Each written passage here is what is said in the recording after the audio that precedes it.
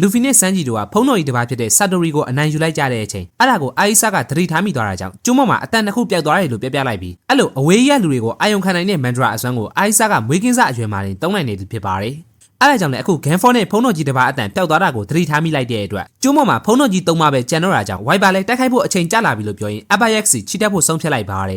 ယ်ဒါပေမဲ့အာအီဆာကဖုံးတော်ကြီးကိုဂန်ဖောအနိုင်ယူလိုက်တာမဟုတ်ပဲပင်လယ်ပြာကလာတဲ့နောက်ထပ်လူ၃ယောက်ကတိုက်ခိုက်လိုက်တာလို့လာခီကိုပြလိုက်ပါတယ်ဆာတိုရီကိုပြင်းနိုင်လိုက်ပြီမဲ့ဒီတော်ရဲထွက်ဖို့ဆိုရင်လှေကိုလိုအပ်သေးရဲ့အတွက်ဥဆုပ်လည်းသူ့ရဲ့ကျိုးလက်နက်နဲ့ဒိုင်းရဲလေးကိုလှမ်းချိတ်လိုက်တော့၃កောင်သာတရွတ်တိုက်ပါသွားကြပါတယ်ရေထဲပြုတ်ကျသွားတဲ့ချိုပါနဲ့ PF ကနတ်ဆိုးတစ်တီစားထားတဲ့သူတွေမျိုးရေမကူးနိုင်တဲ့အပြင်ဂန်ဖောကိုလည်းမကယ်နိုင်ဖြစ်နေုံကောင်းကင်ရနဲ့အရေးတစ်ခုကျလာခဲ့ပါတယ်မြင့်မြတ်နယ်မြေမှာလည်းဆာတိုရီကျသွားတဲ့တဲ့ရင်ကိုဖုံးတော်ကြီးခဲတက်စုအုံနဲ့ရှူရာတို့ကလည်းတီးသွားကြပြီမဲ့အကိစ္စထက်အရေးကြီးရဲ့ပုံကန်သူရှန်တီယန်တွေပေါ်လာတာကြောင့်တိုက်ခိုက်ဖို့အသင့်ဖြစ်နေကြတဲ့အပြင်သူရဲကောင်းခေကာရာရဲ့မျိုးဆက်ဝိုင်ဘာခေါင်းဆောင်တဲ့ရှန်တိုရာမျိုးနွယ်စုအဖွဲ့ကလည်းဖျားသခင်ရဲ့ကျောင်းဆောင်အထိကိုချီတက်လာကြပြီဖြစ်ပါတယ်တစ်ပင်မော်တက်ကြည့်ရင်တခုခုကိုမြင်လိုက်ရတဲ့နာမည်လဲပောက်ကွဲတဲ့နေကိုကြားလိုက်ပြီးမြဲအရေးမဆိုင်အားပဲသူမြင်လိုက်ရတဲ့မယုံနိုင်စရာကောင်းတဲ့နေရာကိုရအောင်သွားနေရဲ့အပြင်ရော်ဘင်ကလည်းတခုခုကိုတီထားပြီးမြဲတက်တဲ့မပြနိုင်ပြီလို့အဲ့နေရာစီဆက်ထွက်လာခဲ့ကြပါတယ်ရစ်စင်နာမှာချိုပါကလည်းဂန်ဖောနဲ့ဖီယဲရိုနဲ့အတူပြန်လို့လာပြီးရေကန်တွေကနေဘလို့အပေါ်ပြန်ရောက်လာလဲဆိုတာကိုစဉ်းစားနေုံအနားကိုငှက်အုပ်ကြီးရောက်လာတာတွေ့လိုက်ရပါတယ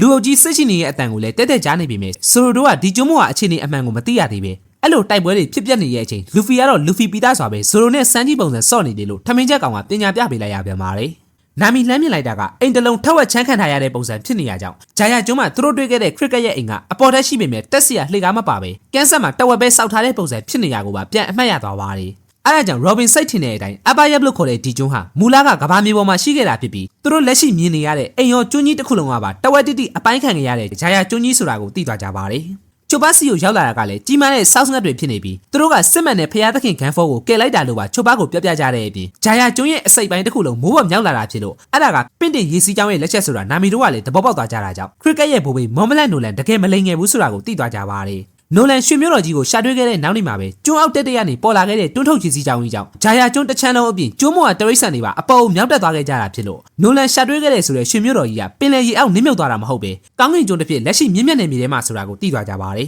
်အဲ့ဒါကြောင့်ပဲနာမီရဲ့ရွှေမျိုးတော်အိမ်မက်ကတဖန်ပြန်လဲရှင်းလာလာပြီးဖြစ်ပြီးတစ်ဖက်မှာလည်းရှန်နီယန်တွေနဲ့ရှူရာကစတင်တက်ခိုက်နေကြတဲ့အချိန်လူဗီတို့ရဲ့လှေကလည်းဒုတ်ချောင်းထိပ်မှာအယိုးကောင်းတွေတက်ထားတဲ့မြက်ခင်းမြင့်တစ်ခုစီကိုရောက်လာကြပါတယ်သူတို့ဆက်သွားနေရင်လည်းအနားကိုစစ်ချီလာတဲ့ရှန်နီယန်လူမျိုးတွေရောက်လာပြီးဝိုင်ပါကတွေ့ချင်းအမြောက်နဲ့ဆော်လိုက်လို့လူဖီလည်းဘောလုံးနဲ့ခုခံပြလိုက်တော့ဒီကောင်ကပါရမီစီယာအမျိုးအစားဒီဘယ်ဖရုတ်ကိုစားထားရမှန်းသိသွားကြပါတယ်လူဖီတို့ကစကိုင်းပီယာမှာတောင်းကျမ်းနေရဲ့ပင်လယ်ပြားအကောင်တွေများတိသွားကြသလိုဝိုင်ပါကလည်းတိမ်ပင်လေးမှာတွေ့ခဲ့တဲ့မျက်နှာဖုံးတက်ပျောက်ကြားစစ်သားမှန်စန်းကြီးကမှတ်မိသွားပြီမြဲသူတို့ကလည်းဖျားသခင်အန်နယ်ကိုတိုက်ခိုက်ဖို့လာရမှန်းသိသွားတာကြောင့်ဖုံးတော်ကြီးတွေနဲ့တဖွဲ့တည်းမဟုတ်ဘူးဆိုတာကိုနားလည်သွားပါတယ်အဲ့ဒါကြောင့်ကိုလန်ကိုဆက်ထွက်လာကြတဲ့အချိန်လူစုခွဲသွားတဲ့ရှန်နီရဲ့စစ်သားတွေနဲ့ဖုံးတော်ကြီး၃ပါးကလည်းအပြင်းထန်တက်ခိုက်နေကြပြီဖြစ်ပြီးလေ့ကျင့်ထားတဲ့မန်ဒရာဆွမ်းအားအပြင်တန်မာလုံးနဲ့ဖုံးတော်ကြီးတွေကြောင့်ရှန်နီရဲ့နေဘက်ကအရေးနေကြတာဖြစ်ပါတယ်သူတို့တွေတက်ခိုက်နေရကြောင်းပဲဘောလုံးဆက်သက်မှုကလွယ်လို့တစင်ချင်းဖြတ်ကျော်ရမယ်တခြားဖုံးတော်ကြီးတွေကိုလူဖီတို့ကထိတ်တိုက်မတွေ့ရတော့ပဲညနေဆောင်တဲ့အချိန်မှာတော့နာမီတို့၃ယောက်ကတင်မောစီကိုပြန်ရောက်လာကြပါတယ်ရွက်တိုင်ကြီးပါမရှိတော့လို့စိတ်ပူသွားကြပြီမြဲချွတ်ပါကတင်မောပေါ်မှာပဲမျက်ရည်နဲ့မျက်ခွက်ရှိနေရဖြစ်ပြီးလူဖီတို့လှေကလည်းစောက်ထိုးပြုတ်ကျလာတဲ့အချိန်အောက်မှာကောင်းကင်ငမန်းတွေရှိနေလို့လူဖီကပဲဂဒလင်ကန်နဲ့တီးပေးလိုက်တဲ့အပြင်အဲ့နေရာကရစ်ပူစော်ရဲ့စင်ဖြစ်နေရကြောင်းအဖွဲ့သားတွေအကုန်ပြန်လည်စုံစည်းမိသွားကြပါတယ်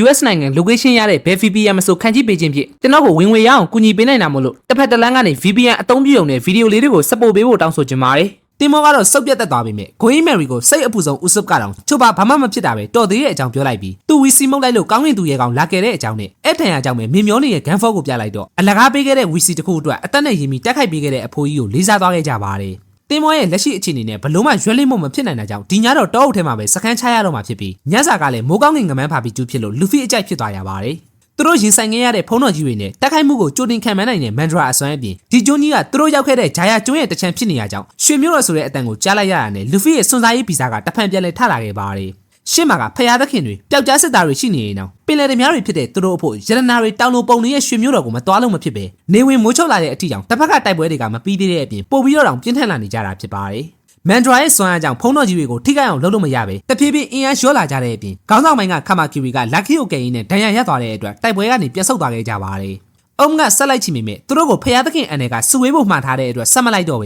ကောက်ရိုးအထုပ်အဖွဲ့ကလည်းတတိရှာတဲ့သူကရှာချက်တဲ့သူကလည်းချက်ပြုံးနဲ့ကိုစီတာဝန်တွေယူထားကြတဲ့အပြင်ရော်ဘင်ကလည်းစားပုံဆောင်ငယ်ကြီးတစ်ခုကိုရှာယူလာပြီးကပတိန်ကြီးတယောက်ပဲအလုံးမရှိတောက်ပြင်းတက်နေပြီမဲ့စဖုံမှုစန်းကြီးကတော့ဇိုရိုကိုပါအနာမပေးပဲကြောက်တုံးနဲ့ဟင်းလင်းရကိုလက်စွမ်းပြနေကြတာဖြစ်ပါတယ်ဥစုပ်ကလည်းလက်သမားမရှိတဲ့သူတို့တင်မောမှာခါရရဲ့လက်ဆောင်လေးကိုအတက်နိုင်ဆုံးပြန်ပြင်းဖို့စဉ်းစားလိုက်ပြီမဲ့ရေထဲမှာကောင်းကင်ငမန်းတွေရှိနေရကြောင်းမဖြတ်ရဲတော့ပဲအဲ့အချိန်နာမီကလည်းတခုခုကိုရှာတွေ့သွားပါတယ် စန်းကြီးရဲ့အသေးပုံမုံလာဦးပကံကိုဥစုကသွားစားမိရဲ့အတွက်အတီးခံလိုက်ရပြီးလွန်ခဲ့တဲ့နှစ်ပေါင်း400ကရွှေမြို့တော်ကိုနိုလန်ရှာတွေ့ခဲ့ပြီးရဲ့နောက်ဂျာယာကျွန်းရဲ့တဝက်ကမိုးဘော်ကိုရောက်လာခဲ့တာဖြစ်ပေမဲ့ကျွန်းတိန်တွေရဲ့အာဟာရနဲ့တဘာဝအရာအပေါ်ပါလာတဲ့အပင်နဲ့တရိတ်ဆန်တွေဟာပုံမှန်အရွယ်စားထက်ကိုကြီးမားလာကြတာဖြစ်လို့တောအုပ်တစ်ခုလုံးရောချွတ်ပါတွေ့ခဲ့တဲ့ South West တွေကပါထွားချိုင်းနေကြတာဖြစ်ပါတယ်အဲ့ဒါအပြင် South West တွေက Ganfor ကိုဖျားသခင်လို့ခေါ်ကြတာဖြစ်တဲ့အကြောင်းချွတ်ပါကပြပြတော့ Luffy လည်းဒီအဖိုးကြီးကိုပြေးမယ်လုံနေတော့ Ganfor ကပြန်ပြီးသတိရလာခဲ့ပါတယ်ဒါပေမဲ့မထတည်ပဲ Luffy တို့ရဲ့စကားတွေကိုနားထောင်နေတော့မော်မလက်နိုလန်ဟာသူတွေ့ခဲ့တဲ့ရွှေမြို့တော်ကြီးရွှေခေါင်းလောင်းနဲ့ South West တွေရဲ့တီနီယာကိုအယိုးကောင်းရဲ့ညာဘက်မျက်လုံးလို့နောက်ဆုံးစာကြောင်းနဲ့ရည်ညွှန်းခဲ့တာဖြစ်လို့နာမီကဂျာယာရဲ့မြေပုံနဲ့ Sky Mia မြေပုံကိုဆက်ကြည့်လိုက်တော့အယိုးကောင်းပုံသဏ္ဍာန်ကျွန်းတစ်ခုဖြစ်နေရကိုမြင်လိုက်ရပါတယ်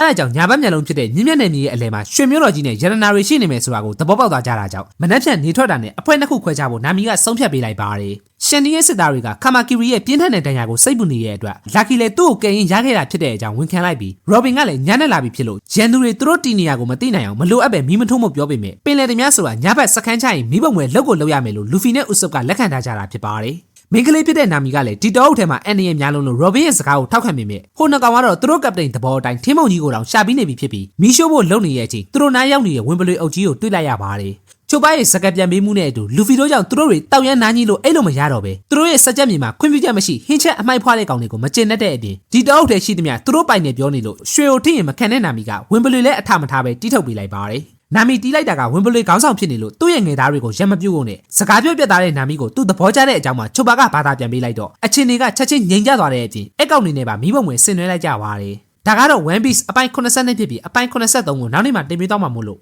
like share comment နဲ့ YouTube မှာလည်း subscribe လေးလုပ်ပြီးအားပေးခဲ့ကြဖို့တောင်းဆိုချင်ပါတယ် brother က Facebook ကပဲဖြစ်ဖြစ် YouTube ကပဲဖြစ်ဖြစ်ဒီဗီဒီယိုကြည့်နေရဆိုရင်ကျွန်တော်အတွက်အနည်းဆုံးတော့ like တစ်ချက်နဲ့ comment တစ်ခုခုအဆင်ပြေရလေးမှန်းငယ်ပေးဖို့တောင်းဆိုချင်ပါတယ်သဘောကျရင်တော့ share လေးနဲ့ပါကူညီသွားလို့ရပါတယ်